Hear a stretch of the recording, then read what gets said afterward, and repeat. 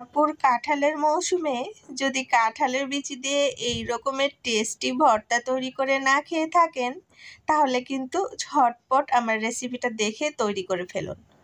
15 মিনিটেই তৈরি করে ফেলেছি মজাদার টেস্টের এই কাঁঠালের বিচির ভর্তা। এটা খেতে যতটা মজার, বানানো ততটাই সোজা।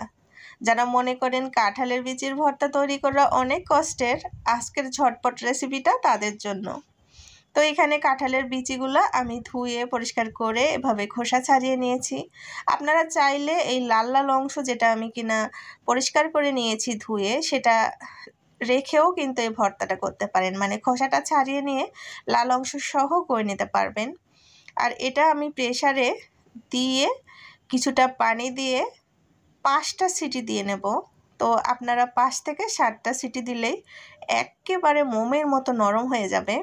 আর এই ভর্তা বানাতে 15 মিনিটের বেশি সময় আপনার লাগবেই না, ঝটপট তৈরি করে ফেলতে পারবেন, এতটাই সোজার। তো এইভাবে করে আমি সিটি দিতে রেখে দিলাম এক পাশে। আর এই পাশে আমি চুলায় কড়াই বসিয়ে দিয়েছি, সরিষার তেল দিলাম কিছুটা, আর দিলাম কয়েকটা শুকনো মরিচ। আসলে ঝালটা আপনাদের টেস্ট অনুযায়ী দেবেন। এখানে কয়েকটা বড় সাইজের কোয়া ছিল রসুনের, সেটা কুচি করে দিয়েছি। আর 2টা মিডিয়াম সাইজের পেঁয়াজ কুচি করে আমি এর মধ্যে দিয়ে দিয়েছি। এগুলো এখন লালচে বাদামি করে ভেজে নিতে হবে। আসলে কাঁঠালের বিচির ভর্তার এই জিনিসটা কিন্তু খুবই প্রয়োজনীয়। যদি এই শুকনো মরিচ এভাবে সরিষার তেলে ভেজে এই বেরেস্তাটা করে নেওয়া যায় রসুন আর পেঁয়াজের, এইটা দিয়ে কিন্তু যখন ভর্তা মাখবেন এত সুন্দর একটা ফ্লেভার আসে, এটা দিয়ে গরম গরম ভাত খেতে খুবই তৃপ্তি লাগে।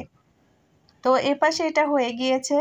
আর কাঁঠালের বিচি আমি এভাবে প্রেসার থেকে খুলে নিয়েছি, আর একটু গরম রয়েছে, আমি হাত দিতে পারছি না, তাও আমি চেপে আপনাদের দেখিয়ে দিলাম কতটা সুন্দর সেদ্ধ হয়েছে।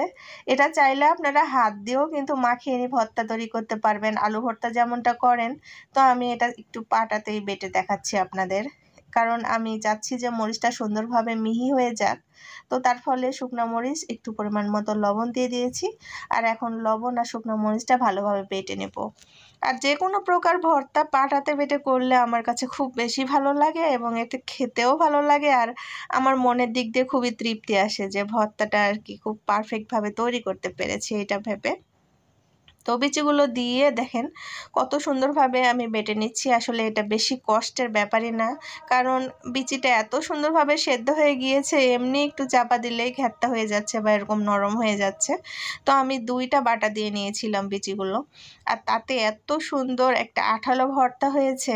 আসলে কাঁঠালের বিচিতে কিন্তু প্রচুর পরিমাণের আয়রন এবং প্রচুর পরিমাণের ভিটামিন রয়েছে। সিজনাল এই সব জিনিসপত্র কিন্তু শরীরের জন্য খুবই ভালো। আর এখন দিয়ে দিচ্ছি সেই বেরেস্তা সহ তেল আর কি, যেটা আমি ভেজে নিয়েছিলাম। এই সব কিছু দেওয়ার পরে যখন আমি মাখিয়ে নেব, দেখেন কতটা সুন্দর একটা কালার আসতেছে। আসলে ঝটপট কাঁঠালের বিচির এই রকমের ভর্তা আমার মনে হয় এখনো পর্যন্ত কেউ তৈরি করে আপনাদের দেখায়নি। ভালো লাগলে আমার চ্যানেলের পাশেই থাকবেন। ভালো থাকবেন সবাই, দেখা হবে নতুন কোনো রেসিপিতে। আসসালামু আলাইকুম।